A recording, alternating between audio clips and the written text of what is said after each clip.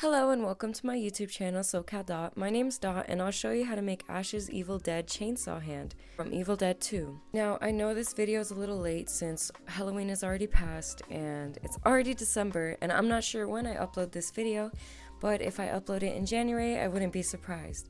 Since October's already over, I still wanted to show how I made my costume. It's fairly simple, easy to make. I'm only 16, so I'm pretty sure anyone younger than me can do this too.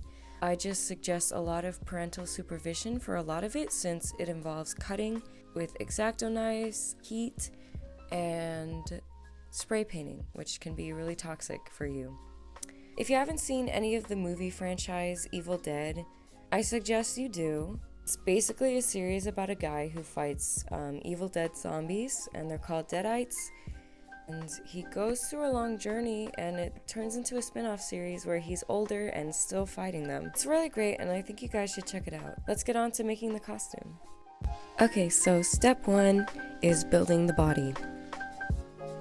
So here's my plan that I drew out on how I'm going to make the cosplay.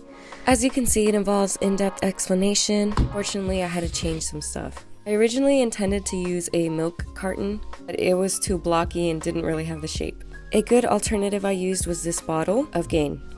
So we'll start with a hairdryer. We're going to heat up the plastic at the top so that it's easier to cut out with an X-Acto knife. I recommend adult supervision for this if you do not trust your hands. I already cut it out, but I'm just showing an example of where to blow dry it. And basically just cut out the rim and take it out.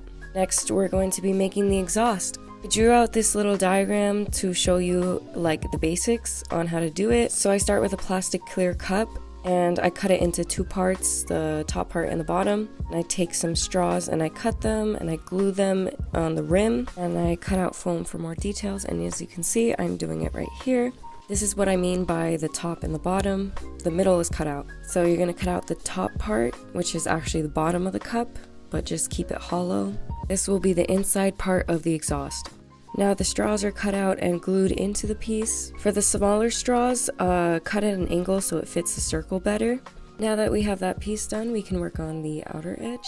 Fortunately, I didn't record the foam pieces. We're gonna take triangle cutouts of foam and just glue it in that space. Next step is to cut out the bottom where the blade will be and add some bottle caps at the top. We're using the same method we used to cut the top part of the bottle, which is just a hairdryer and an X-Acto knife.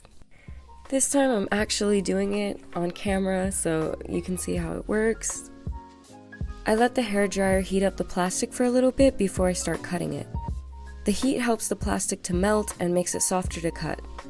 Overall, making the cuts more precise and softer and just easier to handle. Just cut out basically a rectangular piece, and now this is how it looks like, all finished.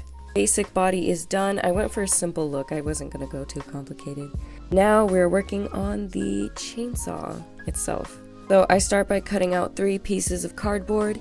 Here's a diagram of the idea. The blades will be different from the others. Here you can see me working on it. They're just rectangles that are rounded out on the edges. Once I cut out one of them, I used it as a pattern to make all the others the same size. For the middle one, I just modified the pattern by just drawing out the blades and cutting them out. And check if it fits in the hole, and if it doesn't, you might have to make some adjustments. Next will be spray painting it. I just went to Walmart to pick up the spray paints. I just found a silver, I don't know how to describe it, but reflective kind of silver. I'm not sure what it's called really, but just wanted a reflective spray paint to make it look like metal. The middle part of the inner blade doesn't really matter that much since it'll be glued and just hidden away.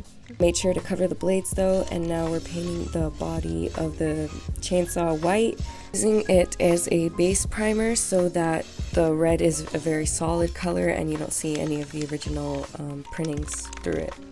Make sure to cover all areas white and use multiple coats of it. You should be fine once you stop seeing the labels through the paint.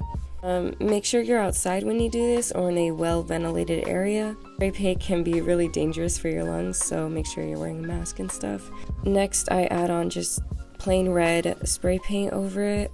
My technique might not be the best. I'm not really that familiar with spray painting. Once you have it all coated, you can let it out to dry. As you can see, I already have the harness on, but I'll show you how to make it later. But once the blades have dried, you're going to glue them together with a hot glue gun or any type of glue you have. I just like using a glue gun because it's very simple and convenient. I don't like waiting a lot of time for things to dry, so once you applied a generous amount of glue, just put it on top of each other and press it in.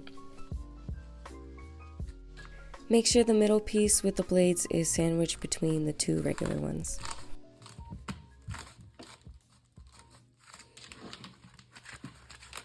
You can add extra glue in between the pieces just to make sure it's really well put together. After you press down the pieces together and let it dry, we can start working on adding extra details to the chainsaw. Here I did a black paint wash. At first I didn't really know what I was doing because I applied like dry paint at first. You're going to want to water down your black paint and rub it like all over.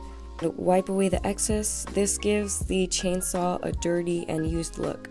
And now for the harness. You're going to use 2 belts for these. I just got my belts from a thrift store because I don't want to spend a lot of money on this. I don't know if I'm describing this well, but you're going to put the 2 belts like in between each other. It helps if the belts are the same color, same width, same size, because I had to adjust one of mine, so that's why there's an adjustment right there.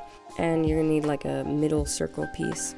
Right here I wanted the gold part to be metal, like silver, so I replaced it and I took it out and I replaced it with this. Luckily I was able to undo the stitches on this belt, but the other belt wouldn't let me do that since it was made out of like tough leather.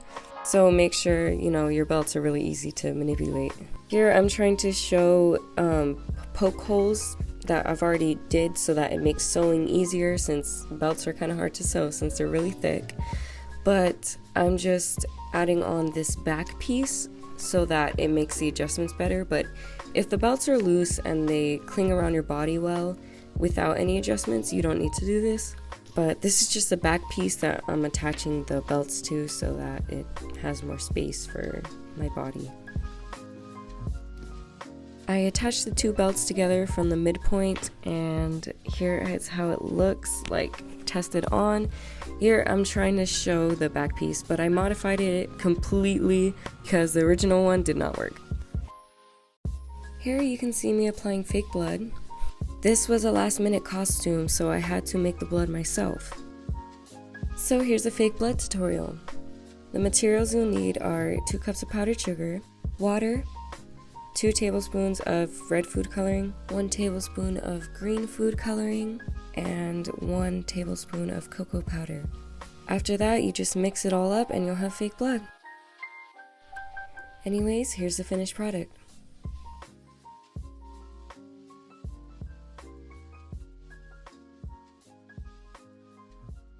For the costume, you'll just need a generic button-up blue shirt. Got mine from the thrift store so I wouldn't feel bad about tearing it up. I used a cargo skirt, but you can use cargo pants. It'll look more accurate to the film. And for the boots, you can just use brown boots. I used Converse because it was a last minute party. Anyways, thank you for watching.